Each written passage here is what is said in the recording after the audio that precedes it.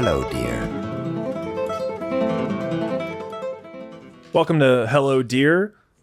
You know, there's a lot of questionable health information out there on podcasts and the news, and you just don't know where the good advice will come from. And health is important, and we want to be healthy. So I decided to have on someone I really admire, whose social media posts I've been looking at for a little bit.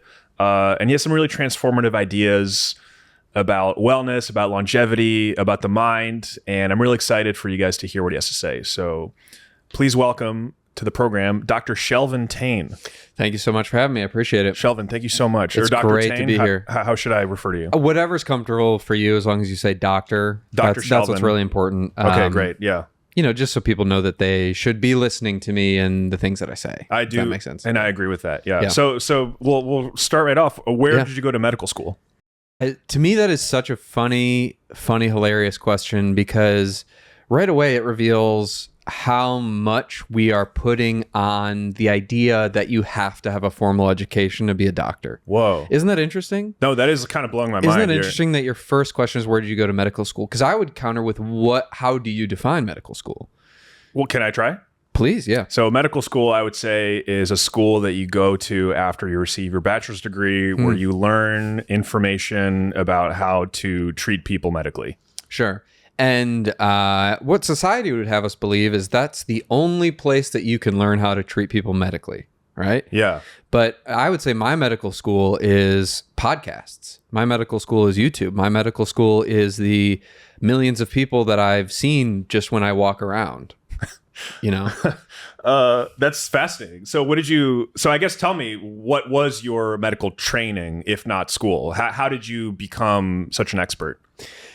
You know, I became an expert the way that everybody does, which is by believing it, right? Like, there's so many people who don't think that they know things, and they have to learn from the people who think that they know things. And by thinking that you know things, you can become a person who people perceive as knowing things, if that makes sense. And I know I'm using some pretty technical language here, so I think I'm following, just pause me if you need me to. Basically, the way that I learned was by seeing results and by feeling different in my own life. Yeah. Right? Like, I started as a child, a baby even, who was very tiny, couldn't grow goatee, vibes were off. And when you say the vibes were off, what was happening around that time that were making the vibes off? I think something that everyone can appreciate or identify with, which is not feeling good all the time. And as a human being, if you're not feeling good all the time, you know something's off, right? We're supposed to feel good. We're supposed to feel good all the time. All the time. And even if we're sick or something bad happens to us. We're not supposed to get sick. What if something bad happens and you feel sad? If something bad happens and you feel sad, I would say that is a great example of your vibes being off, right? Oh. Because your vibes created the bad situation. Well, I would say it's your response to it, right? Like, say something really negative happens to me. Like, I get hit by a car, or I get bit by a wild animal or something. Has that happened? I have gotten bit by wild animals a couple times. I've never been hit by a car, but I have gotten bit by a few wild animals. I've been bitten by a spider monkey, 2 bison. Wow. And no snakes, luckily. Okay, but why'd you mention snakes? Are you just particularly afraid of snakes, or? Because I think it's snakes, the deadliest bite. Yeah, it's one of the deadliest bites. That and Komodo dragons, obviously, but it's sort of a different mechanism because theirs is more of like the saliva kind of. It's the bacteria in the saliva, of course, which is, you know, obviously you don't want that to happen either. Can you tell me about the bison bites? What happened there? Basically exactly what you think. I was in a national park and I saw them by the side of the road and I wanted to get out and touch them. Yeah. And I got out and I touched them and they bit me. And I thought, you know, there's no way this is going to happen twice. It's like getting struck by lightning, right? But true. It did happen twice. And so in a row. No, but it was on the same trip. Oh, wow. Okay. Yeah. It wasn't the same day, but it was the same trip. And would I do it again? I guess I'll have to be in that position again, and I won't know until I cross that bridge, I guess. So that's actually such a great example, because I think that's a perfect situation that one of our listeners might find themselves in. You get hit by two bison on the same trip, the impulse would be, things are going terribly. My life's awful. Why does this keep happening to me? So what would you tell someone in that position to kind of reverse their mindset about that? Well, something that I'm pretty big on is self-centering, right? Okay, which essentially means to center yourself at the center of the universe. Yeah. Right? And so I think if you approach life with the mindset that you are the center of the universe, then it's pretty hard to believe that a bison is going to bite you a third time, right? Yeah. And what's bothering me in that situation is not the 2 bison bites that I've had before, right? That's over. Yeah. That's done with. My skin has healed, or at least I've got some ointment on the wound. It might as well have never happened. It might as well, irrelevant. right? That's old news. That's history. That's something I'm going to read about in the textbook of my life. What my fear, where my fear and my discomfort comes from, is what if I get bit by a bison a third time, and that's limiting, right? That's a limiting belief. That's a belief that is going to keep me from reaching out of the window of my car and touching bison again. Yeah. And what I believe is that I am the center of the universe, that all living things, all living creatures, all people, all planets, galaxies, star clusters, etc., revolve around me. And when you think about life that way, it's hard to believe that something bad would ever happen to you. And if something bad does happen to you, you know that that is an injustice that you are entitled to react negatively against. Right. In whatever way you see fit. In whatever way you see fit. Yeah. And so then when you get chomped on a little bit by that bison, it's not so bad, right? Because it's actually a reminder that there are things out there conspiring against you. Yeah. But that's only because you're the most powerful and important person who's ever lived. And you have the power to react to that in whatever way you want. Right. Whether that's hitting the bison with your car, or perhaps releasing some sort of drone into the wild and using it to hunt bison. Do you do that? No, I haven't done that, but that's an option. That would you be know what I mean? That's that is a valid choice. Yeah. That's a valid response. What happens when you encounter someone else, as you do in life, and they also believe that they are the center of the universe, and then you believe that you're the center of the universe? Isn't there a conflict there that arises? God, that is such a great question. Okay, yeah, thanks. I appreciate that. Really awesome question. That's really nice. That makes me feel good. Do you do this professionally? No, not yet. But I hope, if I keep asking good questions like that. Questions like that are incredible, and they really make you think. Yeah, but you don't have an answer for it. Oh, do I have to? If you don't have to, but if something comes up to you. So let's say that you and I encounter each other in the world. Right. And I believe I'm the center of the universe. And I believe I'm the center of the universe. And you believe that you're the center of the universe. But you're not, because I am. Oh. Right? Yeah. Actually, it's so interesting because that kind of simplifies it, right? That does, yeah. Wow. All right. Well, yeah. I guess I'm orbiting you for the period of this conversation. But I would encourage you to see the other people in your life as orbiting you. Oh, right. But if you interact with me, just remember you're orbiting me. So like you're the sun, I'm the earth, and there's a moon. Right? Wait, actually, that leads me to my next question, which is, like, what do you think of NASA and their vision of the universe? I mean, you're using, because I asked because you're using some of their terminology, like star space clusters, and stars and stuff like that. Right. So you do accept maybe a version of their reality, but I think NASA would probably say the entire universe does not revolve around Dr. Chelvin Tayne. So what would you say to one of them? Well, of course they're going to say that. I mean, they're in the business. Their business model is built around it not, right? Yeah. How do they make money if the universe revolves around me? Yeah, that's true. And I don't have a problem with NASA. I don't have a problem with spaceships. I think it's awesome that people go out into space and look at different stars or whatever it is they do. I just don't want any part of it. You know what I mean? Yeah. It's not for me. My interests, personally, spiritually, and financially, are terrestrial.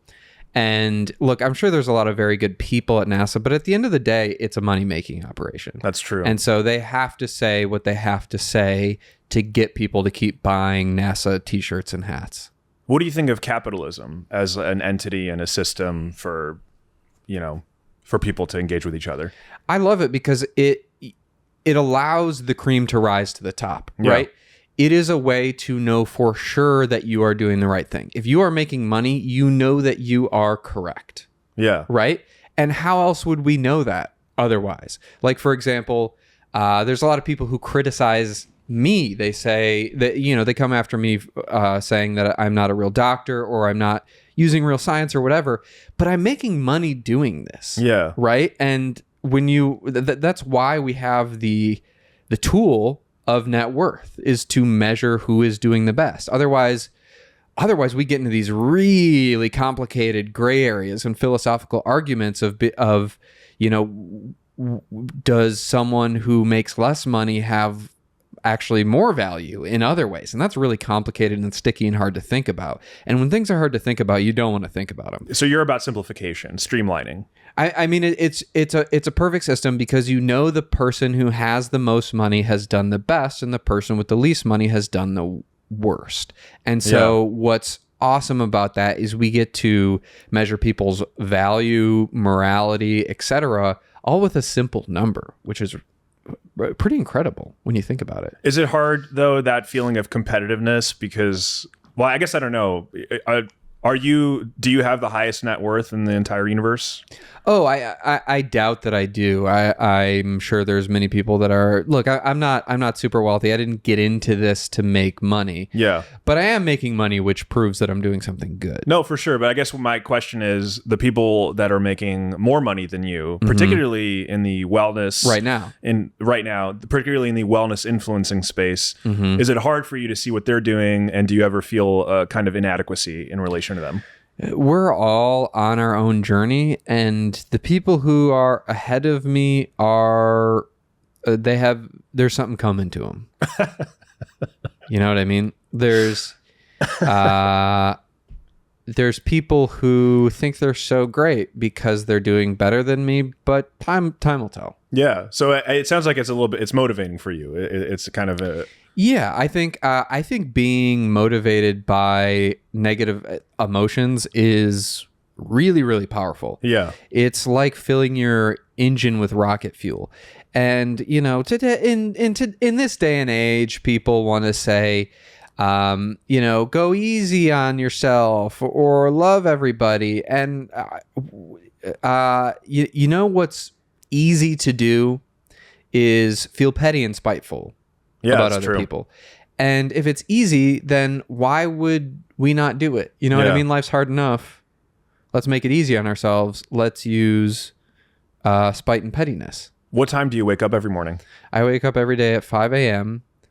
And well, I guess that's your question. Yeah, no, that's my question. But it leads me to my next question. And I think this might help our listeners too, who are trying to organize their day and Sure. get more done. Yeah. Like what's like a typical day in the life of Dr. Tayne? A typical day for me is I wake up at 5 a.m. and then I'm in the pool and I'm doing high intensity interval splashing. Do you do that? I'm not familiar. What are the benefits of it? So it's a little bit like resistance training, but you get in the pool and you splash, and it's about volume and it's about distance. Yeah. Right. And so you have to be explosive, right? Or you're not going to create a big splash. And so I get in the pool and I do probably an hour of high intensity interval splashing. And after that, I'm pretty wiped. So I hop back into bed. Can I? Yeah. What's the difference between what you're doing and what maybe if you go to like a community pool, like any average like child of about 8 is doing, and they're kind of splashing? We're on different planets. What they're doing is a joke. Okay. Yeah. What I'm doing is, really, I'm generating a lot of power. Like, think about a splash, right? Yeah. So you're coming from here, and it's a lot of from back in the full range of motion of your shoulder. You bring it forward and you do a long, hard splash. Think of how well that translates to life. Say I'm being attacked by a bear or a person. Yeah.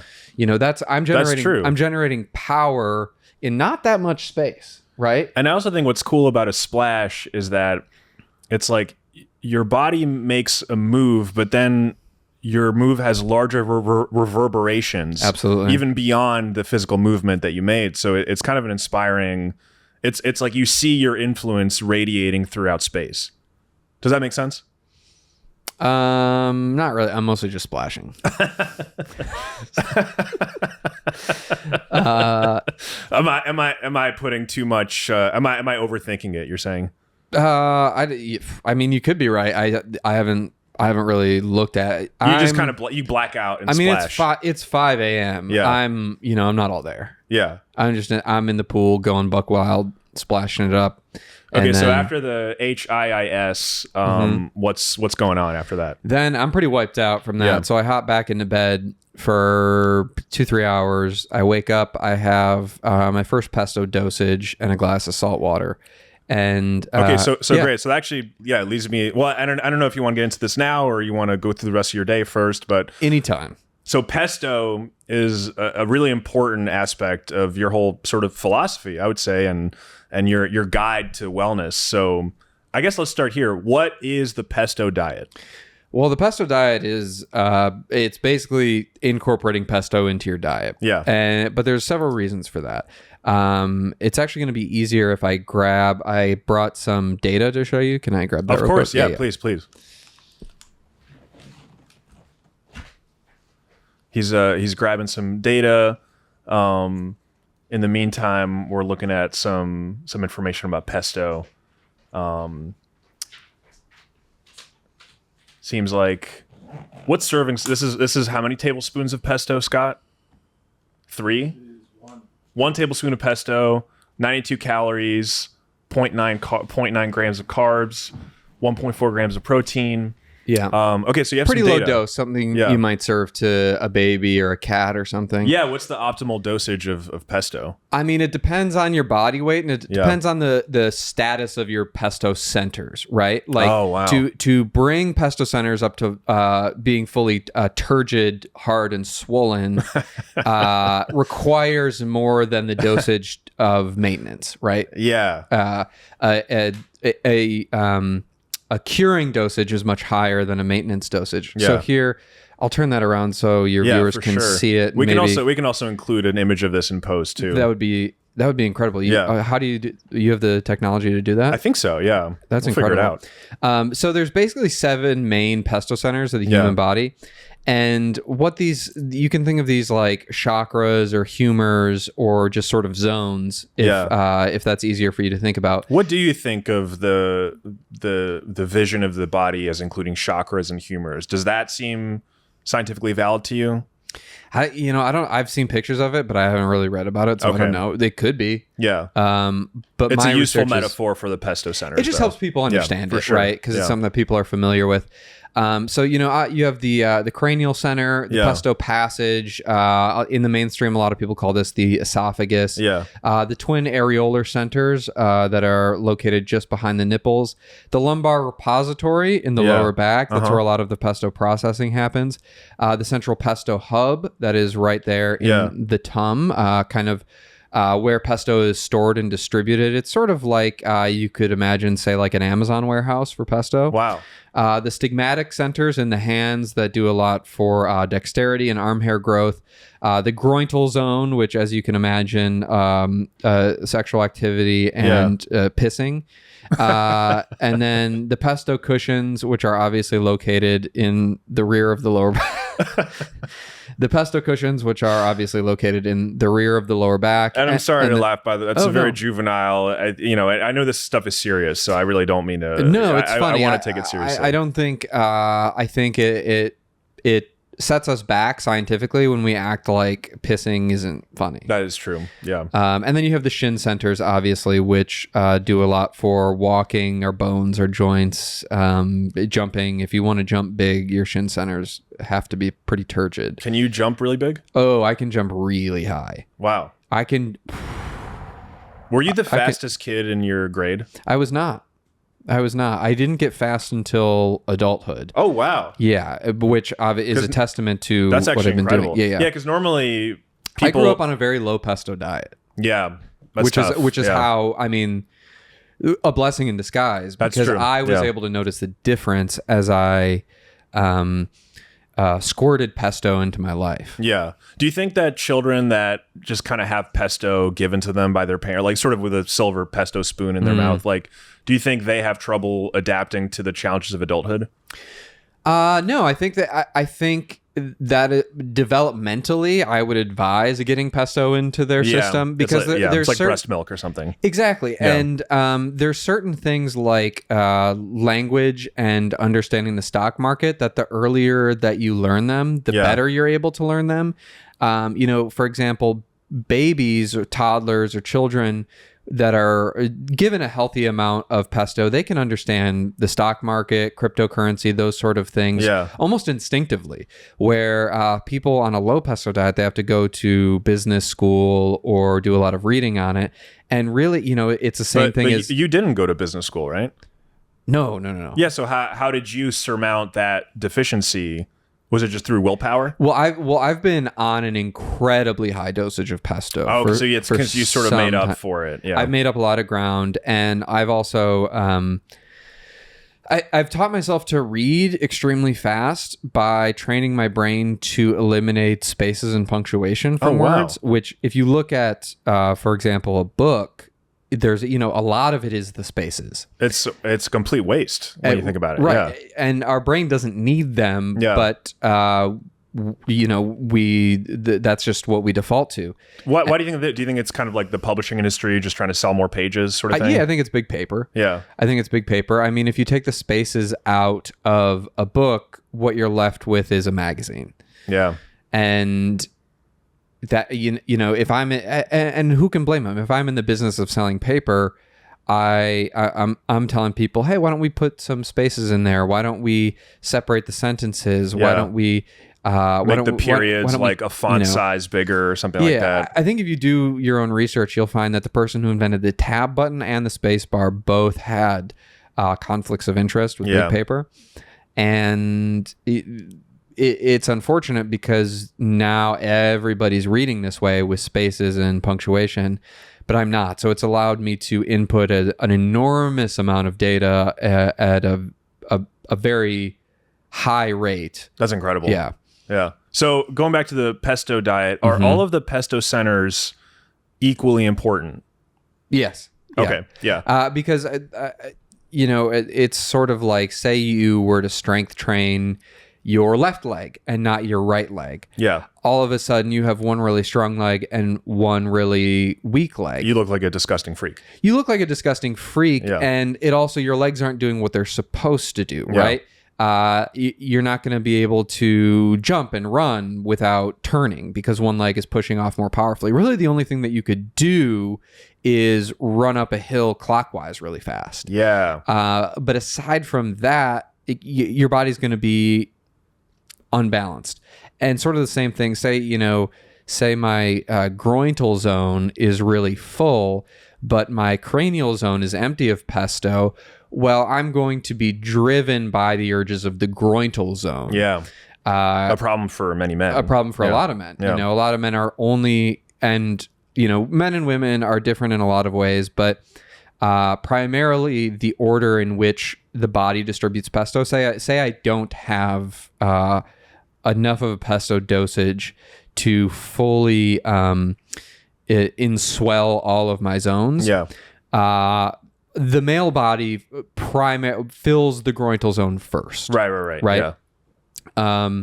And so you see a lot of men, driven by groinal urges. And swells the groinal zone at the cost of which zone? The cranial zone or some other zone? At the cost of all the others. All the others. So okay. It borrows a little bit from everywhere. There's it's not borrowing because there's nothing to borrow. It's say I have no pesto, right? I have completely flaccid zones that are soft and flat. Yeah. And has that ever happened to you? I mean, that's how I was for the first 20 years of my life. Right. Yeah. Wow. I like I said, I was. That's incredible. I was very small. I didn't understand the stock market at all. Couldn't jump very high. I couldn't jump very high at all. I couldn't grow goatee. Yeah. But so say I have, these flaccid flat zones and I have a dosage of pesto, that's going to go straight to the groinal zone. And once the groinal zone is filled, the overflow will then go into the surrounding zones. And there's sort of a hierarchy that exists. Can I ask about just the physiology of it? You can ask me anything. Thank you so much. Yeah. So primarily you consume pesto orally, right? And then through the oral canal, primarily, it spreads through the zones. But is there another way to consume pesto that, for example, like if you spread pesto, like I don't know what I'm talking about, right? So you spread pesto on your groin area, could your skin kind of absorb it? Absolutely. Oh, okay. Yeah, you'll see on my Instagram, my TikTok, I have some videos about specific applications, such as pesto baths, or I get a lot of clients that are like, I can't grow enough arm hair, and just sort of using pesto topically can help that for sure. So it's like CBD kind of. Exactly. What do you think of CBD, by the way? I don't know what it stands for. What does it stand for, Scott? Cannabinoid. It's kind of like weed, but it doesn't get you high. I guess that's the big thing. And it's kind of, people use it as some sort of miracle drug kind of thing. Oh, it's going to cure your anxiety. And what do you think of that? And how silly is that? I mean, that like it's this idea that there's this compound that can kind of like solve all of your problems and can help you sleep better, but it can also help you be more alert. And the idea that this compound exists and isn't pesto is kind of farcical. When I hear it out, I mean, it is kind of ridiculous. I just can't believe that people are falling for this stuff. It's pitched as this sort of cure-all that can fix everything, and what's really sad is there is a cure-all that can fix everything. I know. But it's not that. And it's at the grocery store. It's right. Actually, let me ask about this. What do you think? Is there a particular brand of pesto that you would recommend people buy? Do you have your own brand that you sell? I do sell my own brand, but look, I'm like I said, I didn't get in this to make money. I got in this to help people, and I just happen to be making money because I'm doing something good. Yeah. And so I do sell pesto on my website that people are happy to buy, and I box it up myself, and I'll ship it to your home. But look, you can go out, you can get these ingredients anywhere. Yeah. You can buy pesto anywhere. And that, I think that's the beauty of it, is that this is medicine that you can it's for make. The people. Right. And which is why, big pharma doesn't want us to know about this, because they're so focused on pushing pills down our throats that they haven't even considered pushing pesto down our throats. Absolutely not. And is there some sort of kind of folk history of people using pesto, before? Because it sounds like you're a real pioneer in this field. Yeah. So I don't know, historically, were people using pesto for curatives and stuff like that? Or I would imagine. I mean, I don't like history because I think it's boring, but I like to live in the present. But I would imagine probably. Yeah, it would make sense. Yeah. The ingredients were there and it's super helpful. So right. It probably came up. I would imagine basil, cheese, nuts, and oil have been around for probably hundreds of years, right? And look, evolution didn't create the pesto centers for no reason. That's true. Right? So you do believe in evolution? Yeah, of course. Okay, yeah. And I believe that here's what I would say. It doesn't really make sense that we would have pesto centers if the body didn't have an inherent need for pesto. And what about the idea that there's some kind of universal force that, like, pesto centers are such kind of like a beautiful, symmetrical part of the body that it's like, how could there not be like a creator that designed that? What do you think of that argument? Is that your idea? I think someone might think it as they're hearing this, Oh, that there's a divine, omnipotent creator that blessed us with pesto and the pesto centers. Yeah, because it's so beautiful. It's like, how could there not be some kind of meaning behind it? It's so perfect and beautiful. What do you think of that argument? Doesn't seem to move you very much. It's a lot to think about, actually. Yeah. Oh, okay. Oh, that's good. Yeah. I guess I hadn't thought about that there might be something bigger. Wow. I don't like that at all. Okay. Well, I don't want to make you uncomfortable. I guess it was just something that came up. But do you want to go back to talking about your daily schedule? Yeah, that'd be great. Okay, great. So because that is the point of a daily schedule, is to keep you from thinking about if there's something bigger. That is true. Right. Yeah. Eyes on the prize. Right. So, okay, first pesto dose, is if I'm following correctly, it sounds like it's at about 9 or 10 a.m. Yeah, maybe a little earlier than that. Okay, yeah. But yeah, I have some pesto, I have some salt water. And what does salt water do for you? So great. My guess is you've heard of osmosis. Yeah, I have. Yeah. Which is, you know, how the body regulates water by water going from high concentration to low concentration. And what drinking salt water can do is by putting that salt into our bloodstream, it draws water out of the bones. So a lot of people don't even realize they have soft and squishy bones. And by drinking salt water, you pull the water out of the bones, making them harder, stronger, denser. In many cases, girthier. And a harder, denser skeleton is not something that most people want because they haven't been told that they need one. But they do. Yeah. And it also, you know, when we talk about vibrations, something is going to vibrate more efficiently off of something that is hard and dense than off of something that is soft and squishy. So talk to me about vibrations. Where do vibrations fit into your physiological worldview? Well, they're the thing that allows us to know if something is working or not. Yeah. Right? Like, for me, it's when I'm talking to a client, they're like, well, I'm not really losing weight, or I'm not really gaining weight, or my financial situation isn't really changing. I can tell them, do things feel different? Yeah. Are the vibes better? And that allows us to know that what I'm telling them is working. So at what point in the day do you see patients? I see patients all the time. I mean, well, first of all, I see everybody as my patients. Oh, wow. So this is kind of a consultation right now. When I go about my day, I'm seeing everybody as somebody who I can reach and teach. Yeah. But to answer your question more specifically, from 2 to 3 p.m. Oh, that's that's a bit of a small window for. Yeah, well, I'm posting online, and I'm editing the videos, and I'm adding text to the videos, which adding the text doesn't take as long. The biggest thing is chopping the videos up and stylizing the captions, right? And thinking of gaming the algorithm. Right. What do you think of the algorithm? Oh, do you feel in balance with it? I feel deeply in balance with the algorithm. I feel like it allows us to be our best selves. Yeah, that's nice. You know, because it draws out, like osmosis and salt water and bones, it draws out the parts of you that are the most viral. Right. Yeah, so it's kind of a beautiful thing. Yeah, I think it's beautiful, and I think what I love the most is all the people in charge. Yeah, that's true. You know, because they've allowed people like me to reach so many people and get the word out there and kind of fire back at doctors, nurses, hospitals that are trying to get people to take their medicine and come in for their yearly physical and other sinister things like that. For sure. Yeah. How many followers do you have on Instagram? I don't know. Let's look. Not as many as I'd like. How many would you like? I would like, my goal is to hit 40 million by next week. I can say that again. My goal is to hit 40 million by next week. Right now I have 187. What's your growth plan? Hopefully this helps. My growth plan is JKP, just keep posting. And that's nice. Yeah. So how many times do you post a day? Well, I haven't posted in a little while because I'm banking a lot of content. I have some really interesting conversations coming out. Yeah, that's great.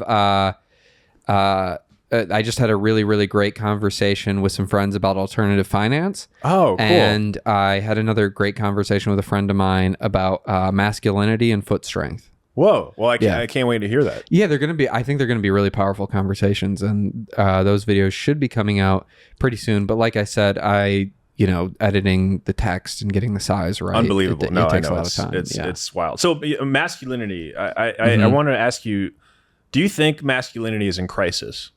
Absolutely, I do. And, the reason why, and I'm sure most of your audience is ahead of me on this, is because we don't build pyramids anymore. And what do you think building pyramids does for masculinity that's so powerful? It's a place for guys to hang out. That is true. Yeah. I mean, yeah, like, there's no third space anymore there's for no guys. there's no third space for Yeah. guys to hang out. I mean, say the boys are back in town, where are they going to go? Yeah. And you know, we have whether it's in the hieroglyphs in ancient Egypt or in Central America, what do we see? Fellas hanging out. That is just true. guys being themselves. Yeah. And Guys kind of like walking along a single line, like on a wall. That's kind of nice. I Right. like that. Right. And we've been kind of fed this notion that it's a burial place for pharaohs, or you have these really crackpot theories out there that this is for time travel or contact with aliens. I don't subscribe to any of that. I think it was just Or kind of like- a fun or- place for guys to hang out. Well, what about the whole human sacrifice angle that certain Central American cultures would, get on the top of the pyramid and like sacrifice? Well,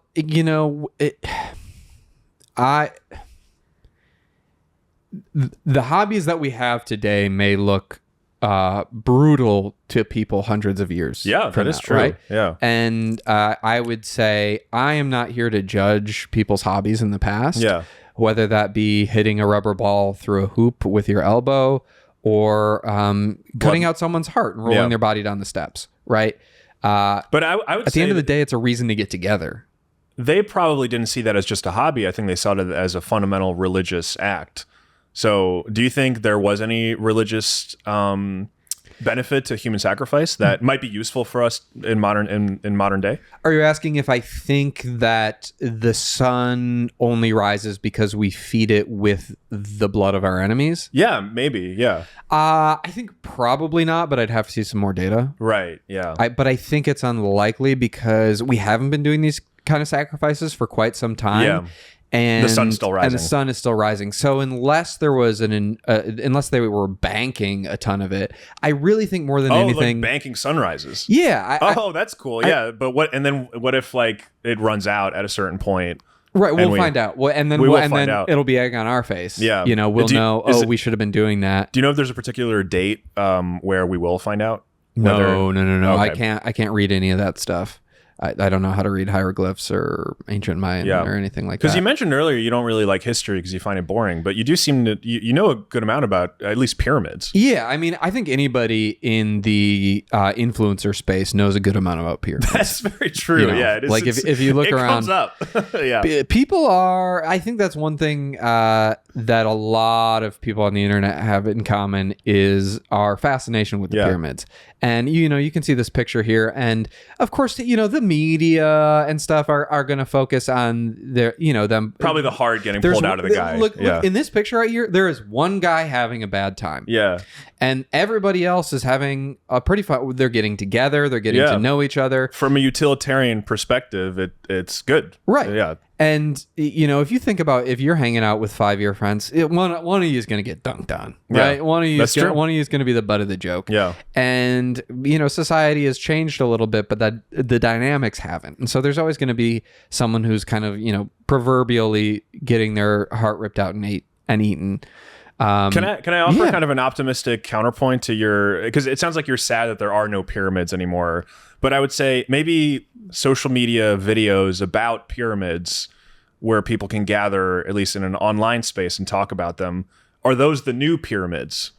Whoa. For us to sort of enjoy as guys hanging out. I mean, that's really interesting. That's a really interesting thought. I would say in a lot of ways, the comment section of videos is sort of a modern day pyramid. Yeah. I would say there's one big difference, which is that they're not a huge building with a point. Yeah. And I can't believe I missed that aspect of it. No.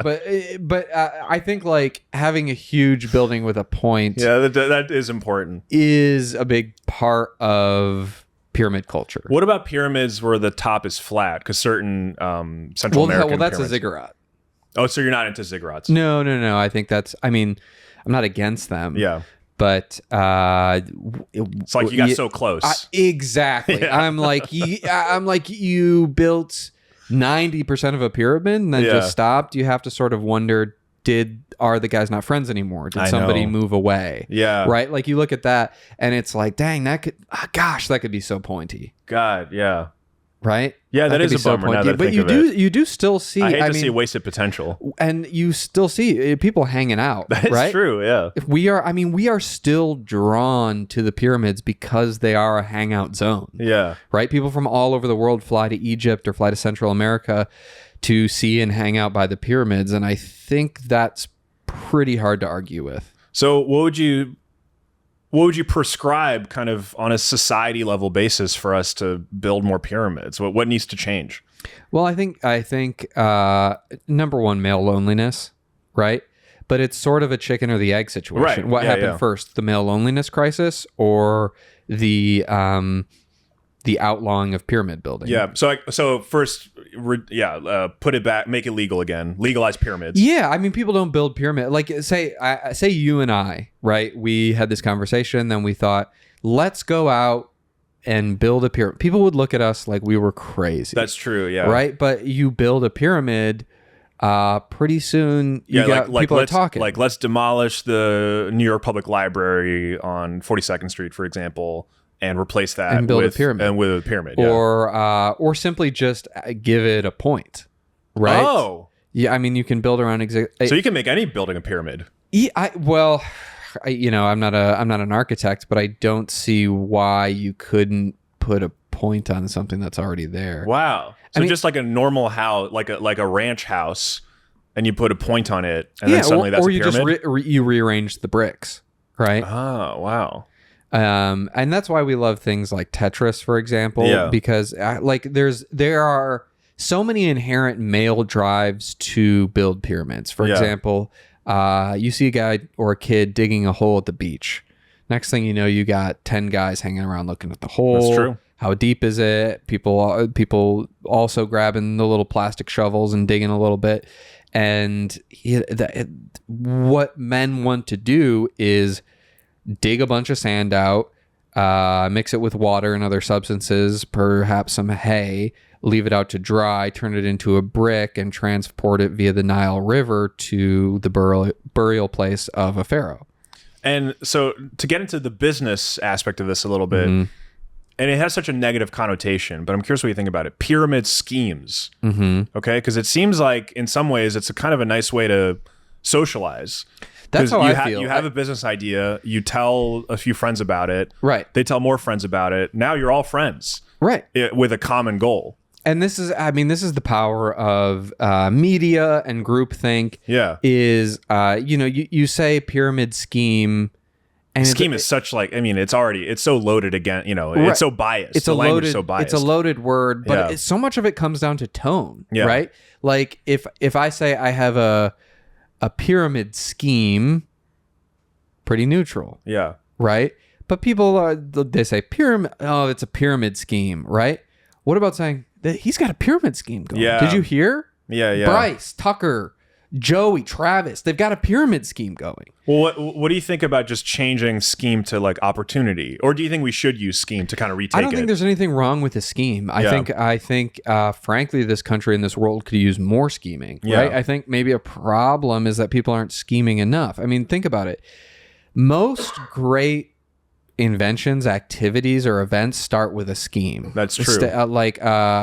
And what's the difference between a scheme and a plan? I think it's vibes, right? Yeah. I think, for example, you don't like if someone plans a heist, I go boring, conventional, probably not going to work. You're scheming to rob a casino. Yeah. I'm in. Yeah. What do you need? And what I think, it's exactly what you said, which is what I see there is a group of friends all helping a really smart guy make a bunch of money. It's sort of like your cosmological model too. It's like a bunch of people orbiting one central sun-like figure. Right. And they don't want us. They don't want us to have pyramid schemes. No, right? they don't. They don't want us to have pyramid who's they, schemes. by the way? You know who I'm talking about. It's people. Yeah, I do, it's people who I disagree with, right? But I mean, look. Even that, I'm sort of entranced by it. It's sort of beautiful. No, right? I know it's nice. Yeah. I mean, picture this. I say, hey, why don't you two pay me money. Yeah. Right? I'm in already. That's Right. Yeah. And that sounds, that's a good deal for me, obviously. sure. Not a great deal for those two. Yeah. But they're involved in something. Yeah. There's a community. For sure. But then I tell those two, why don't you go get two people To pay you money. Yeah. Right? All of a sudden, they're making money. Exactly. And people say, well, those two people at the bottom, or those four people at the bottom, The thing is, there's never a bottom. Right. You keep going. Keep and adding the a new community bottom. gets bigger and bigger and bigger. It's incredible. And it's flawless. Yeah, no, I can't see where it would go wrong. Right. And that's what they don't want is simple solutions. Yeah, right? no, they don't. Everything's got to be complex and nuanced and gray area. And I say, if something seems like it works, just do that. So that absolutely no. Right. So let's go back to your because I do want listeners to get a really strong sense of your daily schedule by the end of this conversation. Yeah, because I think that's going to be kind of the most like ground level impactful thing for them. Sure. So Well, I mean, my schedule is going to be different from the average person, right? Because That's keep true. in mind the universe revolves around me. Yeah. And I have pretty grave responsibilities Yeah. to educate, to reach people. For sure. To shoot, edit, and post a lot of videos. So far as I understand it, it's like you start with splashing. Yeah, definitely. Pesto dose, salt water. So that's around like 8 or 9 a.m. And you see patients between 2 to 3 p.m. Yeah. So in that window between the pesto dose and the patient, is that just posting and editing? I mean, that's a lot of it. There, I'm also getting additional pesto dosages. I try to spend a good amount of every morning upside down. Oh, okay. Because that way, I mean, I sleep using a couple different methods. Sometimes I was going to ask, how many hours a night do you sleep? I'm only sleeping like 5, but I'm getting 10 because I'm sleeping harder than a lot of people. Yeah. Whoa. What does that look like exactly? Well, a lot of the time I'm sleeping upside down to elongate the spine and get a lot of that thick salty blood into my head during the night, which results in powerful dreaming and lengthening my knees, shins, spine, etc. using the force of gravity, so that you can jump higher. So I can jump higher, but also just be taller. And like I said, I'm getting like a net 10 hours of sleep because when you sleep, you're processing your memories from the day. You're turning short-term information into long-term information. But I'm sleeping with 2 or 3 times the amount of blood in my head that the average person does. Yeah. And so I'm processing that information at a much, much higher rate, as are many of my clients who have started doing it. I have a client who started out, he was 5'6", 5'7", and I've had him sleeping upside down for about a year, and he's 5'11" now, and his head is bigger than ever, and he's feeling incredible. I don't have the exact circumference like a fruit comparison, maybe. A fruit comparison? Yeah. I would say probably tangerine to orange. Oh, wow. Okay. He started tangerine. He's probably now orange. His head is bigger and heavier than it's ever been. Wait, hang on. His head is the size of an orange? No. I thought you just meant in terms of ratio. The ratio. Oh, okay. Got it. So it used to be a tangerine. Now it's an orange. Oh, you want me to say what size fruit his head? Currently, Like I don't know if there's watermelon one that's, it's not a water. That would look silly. Because it's oblong, Right, that's true. And his head is round. It's very round. Yeah. I'd say the best is the growth ratio. No, I understand. Yeah, and I'm sorry I didn't pick that up before. I'm. Oh no, it's trying okay. to keep up. No, it's okay. You're fine. Okay, thank you. Yeah. I appreciate you just platforming me at all. No, of course, yeah. So a lot of people would be scared too. I know, no, and a lot of people did get kind of mad when I told them that you were coming on, but who was mad? Some of my listeners, some people that said that they bought Pesto from your website and an order never got fulfilled, stuff like that. That's classic. So I don't know. That is so classic. What should I tell them, by the way? Because they do ask me, like, that I'm waiting for my order of Pesto. Their orders weren't fulfilled? Yeah. Gosh, I mean, you would have to imagine there's probably user error happening there. Yeah. Right? Like maybe they didn't put the credit card information in right. So should they pay again, I guess, like to make sure that they did it right. I mean, that's definitely the first thing to try. Yeah, right. yeah. It might not be the ultimate solution, but I would definitely try that again. And also, take a look at your address.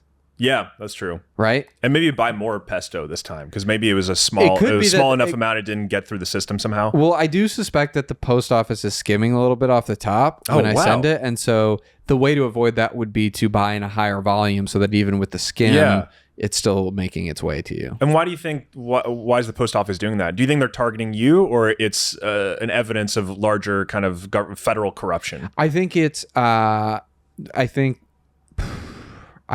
know what? Could be either. Yeah, it could be either. I would say to your viewers and listeners, it would be, I would say, whatever you're most scared of, it's probably that. That's chilling to think about. Yeah. That's really chilling to think about. It is. But fear is ultimately correct. Yeah, and motivational, I think. Right. Yeah. Do you have a particularly memorable patient interaction? I mean, like I said, I have the world is your patient. The friend of mine whose head size and weight increased considerably. Yeah. I've had a lot of people write into me saying that self-centering has helped them cut out toxic family and friends that were telling them things that they didn't want to hear. Yeah, for sure. Just people who were like, my wife is telling me to stop gambling, and I cut her out because that was feeling toxic to me. And my point of view would be, if you enjoy gambling, keep doing it. Yeah. Right. But do you gamble? No. It's not a smart idea at all. It's a very ruinous financial habit. It's a horrible idea. But if you like it, if you have fun, and someone tries to take that away from you, that's let me see. I've had some. And do you have any celebrity clients? I can't disclose if I have any celebrity clients because it sounds like you do. Yeah, but I couldn't say that. Right. Yeah. If I did, could you hint at any? Let's just say some of the biggest stars of the whole world. Wow. Yeah. Here's one.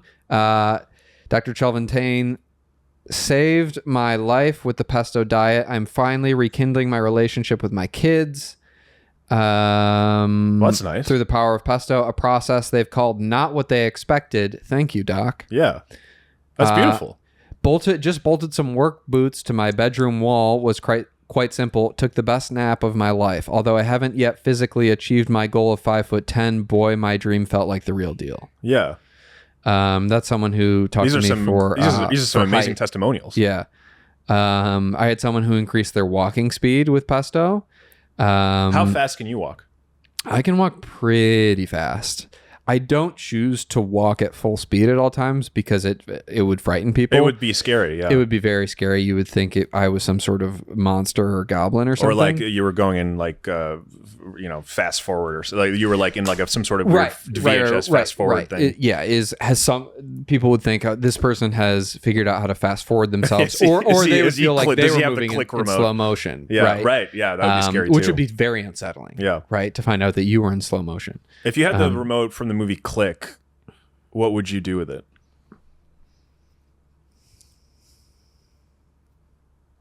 I don't know. What would you do with it? I think I would pause when there was a really beautiful day and I would look around and I would try to enjoy it.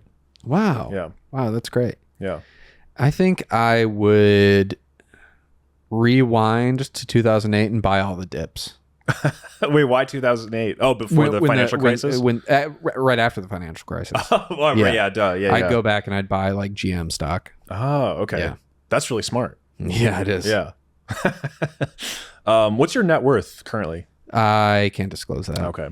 Is it... Nice try, though. Yeah, no, I figured, yeah. What do you do for exercise? Like I said, high intensity interval splashing, fast walking. I try to strengthen my eyes. Every day I try to see something a little bit further away. Oh. Using progressive overload, I just keep moving the same chart back further and further and further. And I'm able to read it at a distance of 500 yards at this point. Whoa. What else do I do for exercise? Obviously, I spend some time upside down, like I said. Wait, can we go back to the visual your visual acuity? Yeah. You can speed read as well. Mm-hmm. So, but that's a brain thing. That's not an eye thing. Oh, it's not an eye thing. Yeah. I was going to ask, can you read a book faster if it's closer to you than if it's further away? But now I guess that's kind of a stupid question. No. The reading is really more of a cultural thing, if anything, right? That's a cultural. Again, it's a cultural norm that there are spaces and punctuation, right? That we accept the spaces and the punctuation. I simply don't accept them, and therefore I'm able to read faster. But that's not because of any sort of visual or mental acuity. That is a sociological choice I've made. Yeah. Wow. And what was how old were you when you decided to become a doctor?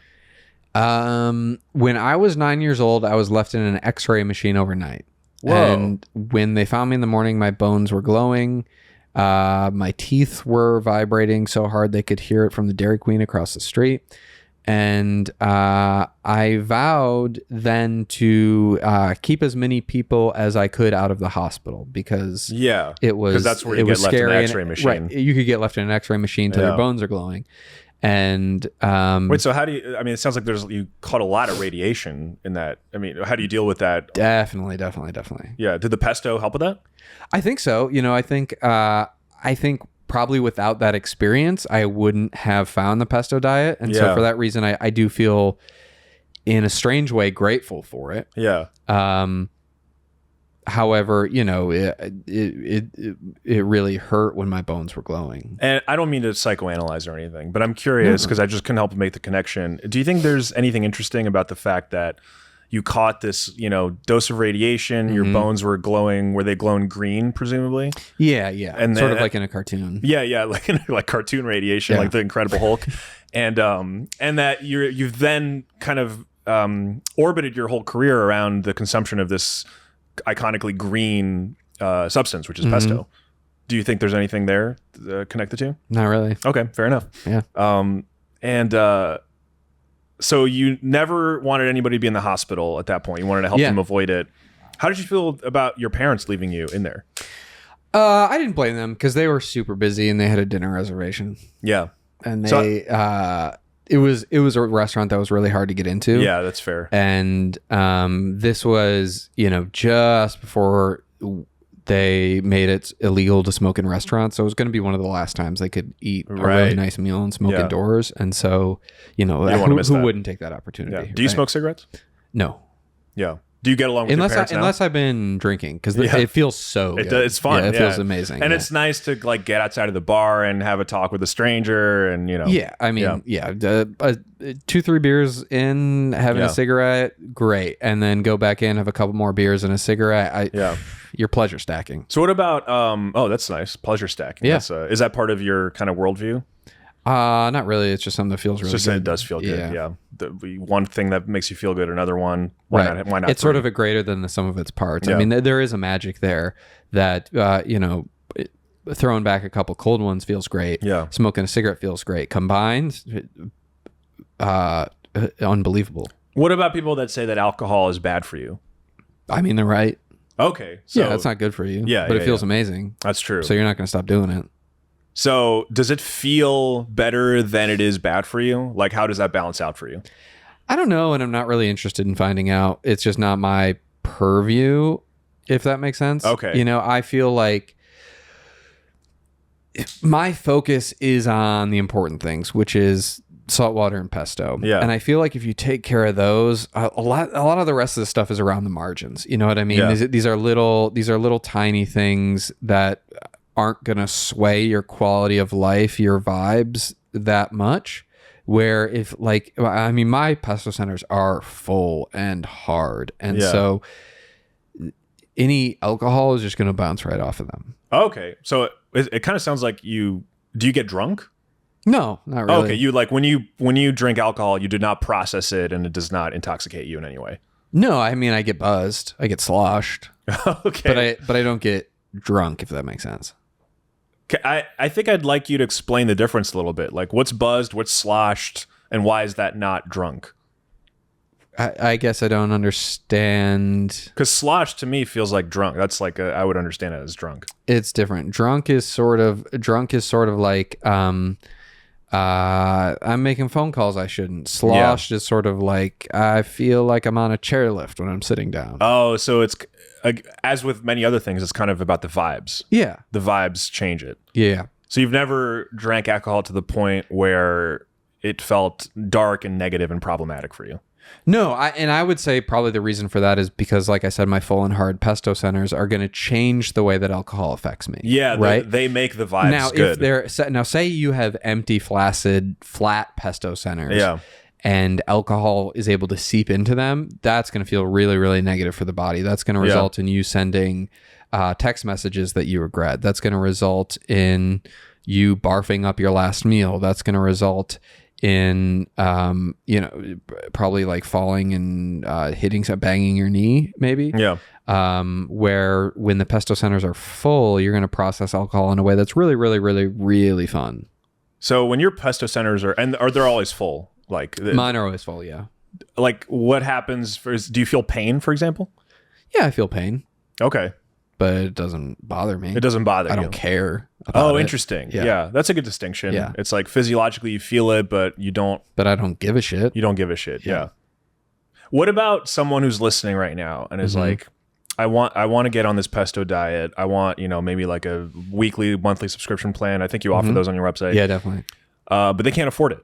Uh-huh. What would you say to them? Do you have any sort of giveaways or scholarships maybe? Or No, I don't do anything like that, but I do have a lot of scrounging tips on my website of like places that you can find basil, nuts, cheese, and oil. It's true. It's not that difficult to gather the ingredients. I mean, you can find them, right? Yeah. Whatever it is, whether it's plucking a little bit of basil out of your community garden or going and shaking a pine tree till the nuts fall out. Yeah. These are things that are abundant in nature. That's true. Yeah. And so I would say head to the scrounging section of my website where you can find tips and tricks for sneaking, pilfering, those sorts of activities. Yeah. And what about the climate crisis? Do you believe that it's happening? Yeah, I think we do have a climate crisis, and I think the solution is, in short, magnets. Oh, okay. Yeah, I think because I've heard various sort of geoengineering plans that seem to invite skepticism. So how would you kooky stuff, right? Yeah, how would you include magnets in the situation? So, say for example, you're an international freighter that's shipping, right? Yeah. And that's where a lot of emissions come from. For sure.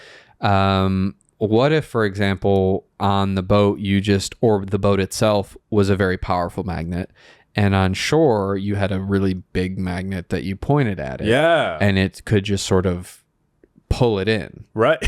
Right. I see no downside to that. Right. I mean, except for obviously, big oil, et cetera, wouldn't be able to continue to make the trillions of dollars that they do. But I think there would, I think magnet-based travel is something that has long been overlooked and frankly demonized. I mean, when you watch old cartoons of like Wile E. Coyote and they show him using a magnet to travel on roller skates, and they have us laughing at him. I know, right? They have us laughing at him, and he's invented free, clean energy, and we're laughing. We're meant to be laughing at the coyote. But what if there's another boat also being controlled by a magnet, and the two magnetic spheres intersect and mess up the navigation somehow? You just use different magnets, right? Oh yeah. Yeah, like I mean, you're not going to use the same magnet for every boat. That's true. Yeah. Right. And how do the magnets know which one they're supposed to be attracted to? It's the one that is pointed at it. Right. Yeah. Yeah. No, I think that takes care of my questions. It's really simple. Yeah. Yeah. When you go through it, it's kind of airtight. Right? Yeah. And the only explanation for not doing it is obviously profit. I do want to say though, because earlier you mentioned that if you're making money, it's what you're doing is good. Mm-hmm. And oil companies are making a lot of money. Mm-hmm. But it sounds like you think what they're doing is bad to some degree. Oh, I'm not saying that they're doing something bad. I'm just saying that that's the reason why the alternative hasn't been selected. Look, Okay. I love big oil. Yeah. I'm just saying it might not be the best solution. Right. There could be a more innovative way. There could be another way that's faster, cheaper, etc. Yeah. And I think there will be opportunities to make money. Like, I mean, 10 years ago I invested in magnets, and if that takes off, how's that going for you right now? it's going okay. I mean, it's been pretty stable. There hasn't been a big dip. Sure. It's been magnets haven't really. People have fridges; they want to decorate them, Right, that sort of stuff. It kind of keeps that at the same level. But for example, if magnetic travel takes off, I'm going to be very, very, very rich. Yeah. So do you see people using like cars with magnets on them? Like how would why not? what would the highway look like? I think probably like a big wire with a bunch of those little red magnets, the little horseshoes on it. Yeah. And all the cars have a little horseshoe magnet on the top, and the wire moves and it pulls the cars along. Yeah. A lot of your ideas sound, and I don't mean this as an insult, they sound very cartoonish. Yeah. Is that just because it's kind of like the clarity of your thought makes it easy to see, much like a cartoon is easy to kind of picture? Yeah, I think, there's that quote out there that if you can't explain something to a 7-year-old, you don't really know it. Right. Yeah. Right. And I know a lot. And so I'm able to explain a lot of these ideas sort of in the context of cartoons. Yeah.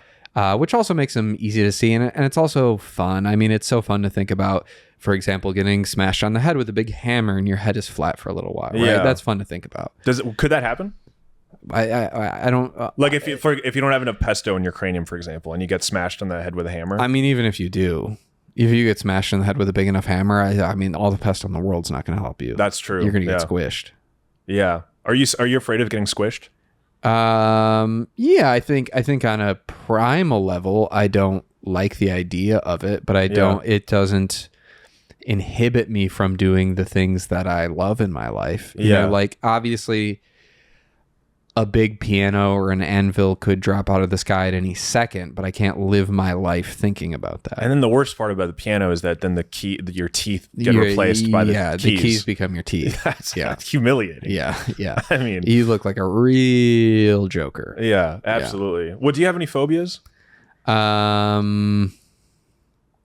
Thinking about anything bigger than myself. Okay. Yeah. Yeah. I don't. So like that we won't talk about that anymore. Yeah, I wouldn't like to. Who are your intellectual influences? I would say Dr. Drew Pinsky, Dr. Phil. I don't know his last name. Dr. Mehmet Oz. Yeah. Just people. Huberman. What do you think of Huberman? Help. I'm not really familiar. Who's the Huberman? Oh, I think he's in the same space as you are. He like goes on podcasts, talks about various health things. He kind of plugs a lot of like vitamin supplements, stuff like that. People tend to criticize him for it. I'm gonna have to Google that. You said his name's the Huberman? Andrew Huberman. Yeah. Okay, let's see. Let me know what you think of him. Huberman. He's very jacked. Oh, I didn't know he was jacked. Yeah. I mean, definitely I'm obviously going to give more credence to somebody who's jacked. Yeah, that's true. Okay. What about spiritual influences? Spiritual influences, I would say mostly my own thoughts. Yeah. I think intellectually I have a lot to learn from my peers. Spiritually, not so much. Spiritually, I think I've pretty much self-centered. That's pretty what much self-centered meditation is all about. Yeah, I think there was a time in my life when I didn't have it all figured out, but I think by now I do. And how did you figure it all out? Thinking about it, and I will say my time in the X-ray machine was consequential. Yeah, for sure. I mean, I came out of there different in a lot of ways. Are there any, do you have any illness from the radiation that still kind of affects you? Not that I know of. Really? No tissue damage, no vomiting. Stuff like that tends to happen. Well, I don't go like I said, I don't go to the hospital. I don't go to doctors. So like I'm not using things like tests and data to study everything. Like I'm not. I guess I'm not living within the box of tests and data. I'm going by. Am I feeling good? Am I having a good time? Am I making a lot of money? Right. Yeah, and you are on all counts. Yeah. So I mean. So there's never a time where you get up out of bed, you're like, I'm a little woozy, or I look a little pale today. Nothing like that. Not really. I mean, there's a big bump in my head that tells me what to do, and the stuff it tells me to do is really bad. But I go, that's part of the human experience. Oh, okay. So, and is it hard to ignore the bump, or is that when he's mad? Yeah. Yeah. But Does he speak in I have a your really voice? powerful mind. He speaks in a voice that's really scary to me. In English or a different language? In English. Oh, Yeah. okay. I mean, I don't understand any other languages. Right. Okay. Yeah. It's not some kind of, I don't know, demonic whatever. No. No. Yeah. That'd be ridiculous. Yeah. Yeah. I'm sorry to even bring it up. That's no. I mean, it was funny to think about for a second. Yeah. But No, and I don't mean to make light of, one of your ailments, I guess. Oh, I don't think it's an ailment. I think it's. Has it helped you actually? Do you feel like it's been positive for your career and your mindset?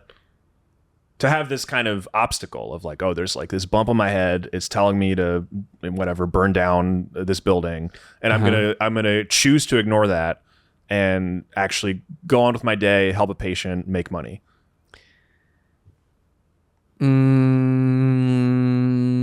Not really. It's pretty inconvenient. Oh, okay. Yeah, it is pretty difficult. Yeah. I think it would be better if it wasn't. It would be better. It would be better if it wasn't. Does the pesto help?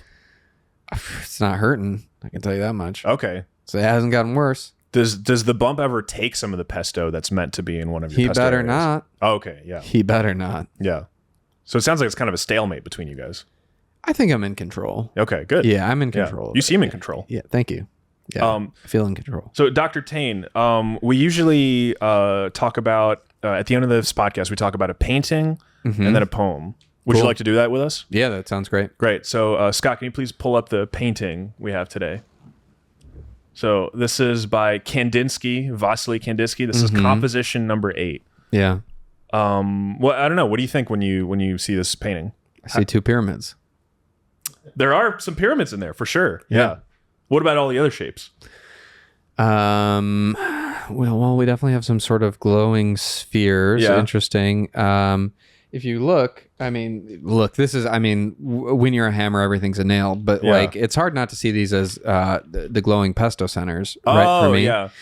Which sure. I don't think that's what he was doing. Obviously, this was kind of before my theories started to be released upon the world. But they were, but your There's theories... an inherent yearning. Exactly. Right. Yeah, exactly. And also, once an artist releases something into the world, that work gains a life of its own. So. Yeah. Yes. And then to me, it sort of looks like jazz. Yeah. What do you think of jazz I as a musical form? I love jazz. Who's your favorite? I love the honks and the hoots and the. I love the little. Yes, it is nice. Yeah, it's really nice. That is pretty nice. I don't have a favorite jazz musician. I just let that shit run. So this painting looks like jazz to you. Does jazz ever sound like pesto to you? No. Really? Oh, that's ridiculous. I mean, maybe it does for some people, but no, I don't really understand the question. Well, I only ask because you said the painting makes you think of the pesto centers, and the painting looks like jazz. So I guess I was using the distributive property. Sure. But that's not. I don't know if the two are connected. That's just me going off the top of the dome. What I'm seeing, what I'm feeling. Yeah. I am pretty interested in all these little. I see some eyes, points, kind of. Right? And there's a bunch of. You see the little points? There's like 3 points at a black dot. Yeah. That's crazy to me. Yeah, that is crazy. It looks really cool. It looks really cool. What do you think of abstract art in general? I think it's like you don't ever look at something and go, "My kid could paint that," for example. No. A kid couldn't paint this. The lines are too straight. Yeah. What about like Jackson Pollock? You know what that is? Yeah, a kid could paint that. A kid Yeah. couldn't do this. Yeah. But just because a kid could do it, that doesn't mean it's bad. That's true. Yeah. Do you have any artistic talent visually? Not really. I mean, I would say my biggest artistic talent is the editing choices that I make and the fonts and sizes that I select for the content that I post. That's actually, and I meant to ask about this earlier. Do you have any sort of visual artistic influences for the choices you make aesthetically in your videos? Are there any directors that influenced you, or? No, I try not to be influenced. Okay, yeah, so it's just your own yearning and your own kind of drives. Yeah, my own yearning. That's great. Sure. Yeah. What do you see when you look at this? I think what I like about it, I'll say this first because I don't know how to interpret it quite. What I like about it is that it's very abstract. I don't know what it is, but the shapes are all incredibly clear. It's very precise and sharp, and everything's completely discrete from itself. It can be like, oh, I like this part of the painting where it's like an isosceles triangle with a little like eye into it, and it has movement and it has energy, and it definitely feels like it is evoking something real, but I don't know what it is. What was this guy's deal? That's a good question. Like, what was his deal? Like, why did he do this? I think he started out drawing normal pictures, and then he got bored with it, and then he started doing this stuff. Started doing weird stuff. Yeah. Yeah. What did he? Was he like? What was his whole thing? I don't know. What would you say his whole thing was based on this? What would you like? I would say he was kind of a kooky, crazy guy. Yeah. Do you think he's better than you? Do you think he thinks he's better than you? I don't know if he does. Yeah. If he does, would that piss you off? He's entitled to think that, but any day of the week, I would be happy to get into the pool and have a splash off with him. I think you could probably destroy him. Oh, I know I could destroy him. Yeah. His eyes would be burning. But I got no beef with him so far. I think this is pretty good art. I would probably give it a 6.5 out of 10. That's harsh. But to me, anything above 5 is really solid. Okay, yeah. Like 5 is just neutral. Yeah. 6.5 is pretty good. Yeah. What I think could make this better is maybe like a picture of something cool, like a like plane or waterfall or tiger or something like that. Like a fire truck, maybe? Yeah, like a fire truck or like a big cyclone. Yeah. Like that would be awesome. A wolf would be amazing. Or like 2 wolves. Okay, that would be sick. Yeah. Yeah, like if you had like 2 wolves in this painting, I think it'd probably be like a 9. But as it is, like I'm loving the pyramids. Like you said, there's a lot of energy. You know what there's a lot of too is the orbs that look like glowing suns. Yeah. And actually think that I do genuinely think that's one of the things about the painting I really like. Yeah. Is that there's several suns that are clearly emitting aura, but they're of different sizes and they have different colors. There's one that's like a black and purple sun, one that looks more like the normal yellow sun we know, one that's like a blue sun with an orange or a beige kind of circumference, and all of it feels very spiritual to me, I guess. Yeah. Yeah, I love that. But it would be better if there were 2 wolves. I think it'd be better if there was like 2 wolves in there, even like a super jacked gorilla wearing jean shorts or something like that, with like a hammer or a sword or something. Or he's like drinking a cold one. Yeah. That would be that would be nice. That would be really nice. But is there a painting you can think of that is just a automatic 10 out of 10 for you? Let me think. If there is, I haven't seen it yet. Okay, yeah. But that's one of the beautiful things about life is that could still be ahead of me. That's for sure. The perfect painting could still be ahead of me. And for any of our listeners who do paint, that's kind of motivation for you. That Yeah, I would say send them in to your podcast and I'll rank them. Absolutely, I would. Yeah. We would love to do that. Do you want to read some poetry? Yeah. So we have a couple options. I can read it. You can read it, or we can have an AI generated voiceover technology read it. Oh, definitely the AI. I love AI. I think so. And I think the perfect application of AI is art. Yeah, I think so too. Yeah. Yeah, I think like I love that like one of the first places we've gone with AI is art, because there's inefficiencies in art. There are, right? yeah.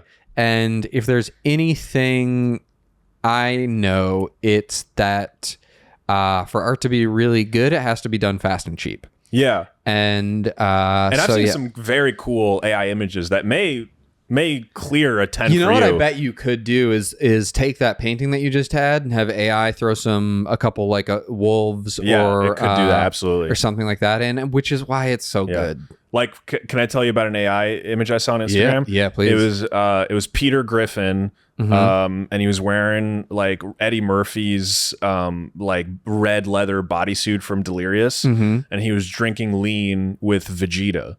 And it had this like, it was like 3D digital art sheen, and they were like really sad about a girl. Yeah, that's great. That's awesome, right? That's awesome. It's a fusion of worlds. Yeah.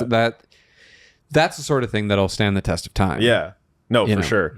Okay, so we're gonna have to take our cans off to hear it on the TV. Okay. But let's hear this AI voiceover technology read this poem. I met a traveler from an antique land who said, "Two vast and trunkless legs of stone stand in the desert. Near them, on the sand, half sunk a shattered visage lies, whose frown and wrinkled lip and sneer of cold command tell that its sculptor well those passions read which yet survive, stamped on these lifeless things, the hand that mocked them and the heart that fed. And on the pedestal, these words appear. My name is Ozymandias, King of Kings. Look on my works, ye mighty, and despair. Nothing beside remains. Round the decay of that colossal wreck, boundless and bare, the lone and level sands stretch far away." What did you think of the AI voiceover lady? Did you like her voice? Loved it. Felt really it felt cool, it felt really good. Imagine a world where you just get to hear that all day. I know. That was nice. I mean, how awesome would that be? Yeah. And so what do you think of the poem itself? Is there anything that jumps out to you? I wonder who this Ozymandias guy is. And He sounds powerful. Sounds really powerful. Yeah. I mean, look on my works, ye mighty, and despair. What an awesome thing to say. Do you ever feel like that about your Instagram account? Yeah. When I look at my Instagram account and the nearly 200 followers that I've amassed, I think, look upon my works, ye mighty, and despair. It seems like this guy was pretty awesome. He built some amazing stuff. It seems like it's a story about how power lives forever. About how power lives forever. Yeah. And about how, he's the King of Kings, and you can't take that away from him. You can't. Yeah. I will say the guy who's describing the statue kind of sounds like a hater. Yeah, he's pointing out all the negative stuff. He's like, "Oh, near the statue, the sand stretches far away forever." Yeah, it's like, who are you? Yeah, what do you know? It's a troll. This is written from the perspective of a troll. It absolutely is, which has value because it's good for us to know what's inside of trolls' heads. Yeah. But ultimately, I mean, like I said, he's King of Kings. It's a cool name. Look on my works, ye mighty, in despair. That's an awesome catchphrase. Yeah. It's overall just kind of awesome. Yeah, I would say this poem is probably a 9 out of 10. Nice, yeah. I don't like spending this much time in the mind of a troll, but ultimately I do think it has value for society, and it helps people. Like, I see myself sort of as an Ozymandias, as a King of Kings. No, for sure, yeah. Who, sure, there's haters and trolls that might try to get in my face, but ultimately, I've built something amazing that will never die, and you can't take that away from me. It will never die. Yeah. That's for sure. One thing I think is funny about this poem is that it starts with like, I met a guy who told me this stuff, and then it's just like a long quote from the guy. It's just kind of like I met some dude and he told me this like weird story about a statue he saw. Yeah. It is kind of a strange structure for a poem. Yeah. It'd be funny if after that it just ended with him being like, and I was like, cool story, bro. Yeah. Do you think that'd be a good ending? I do think that would be another good use of AI. Well, what's the response? Yeah, you could make it funnier, right?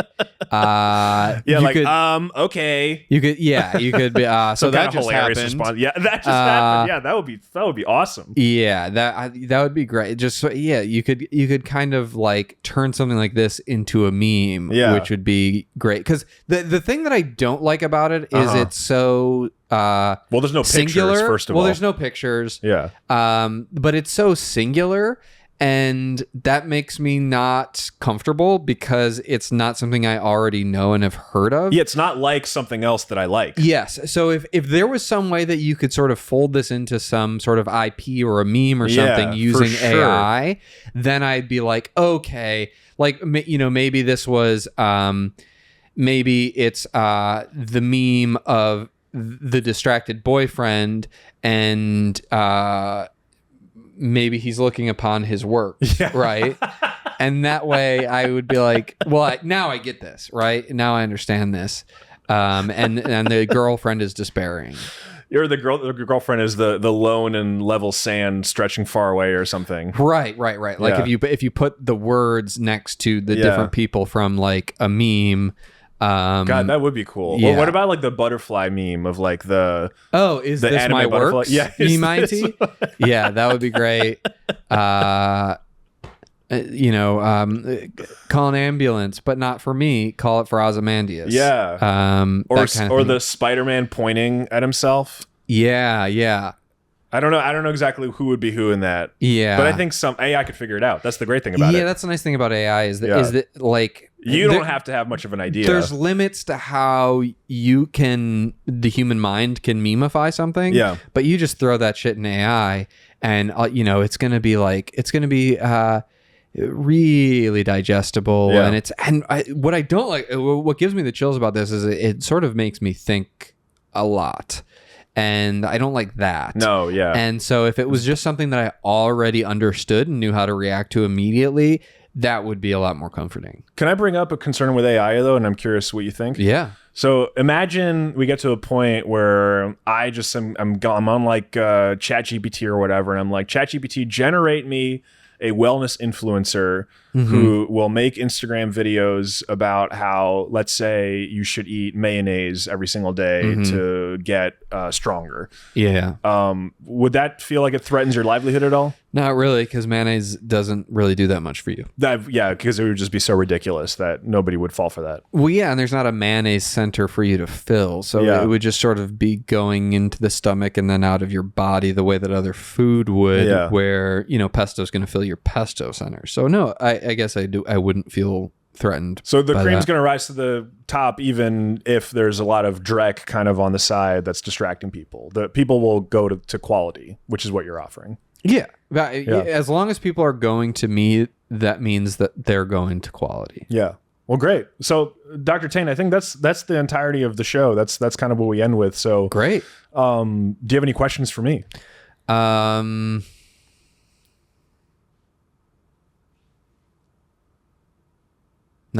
Okay.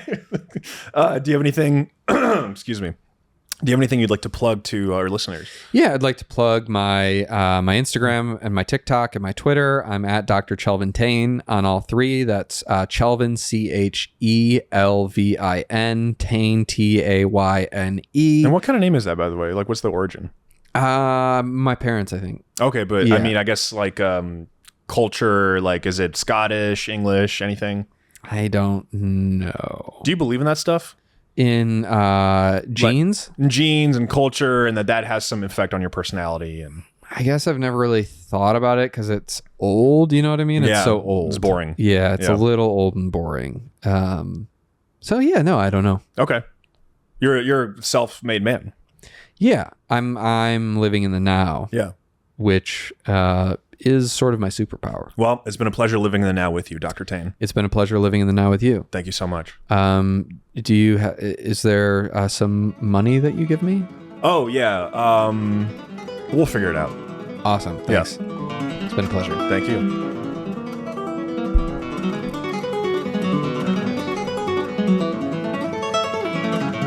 Hello, dear.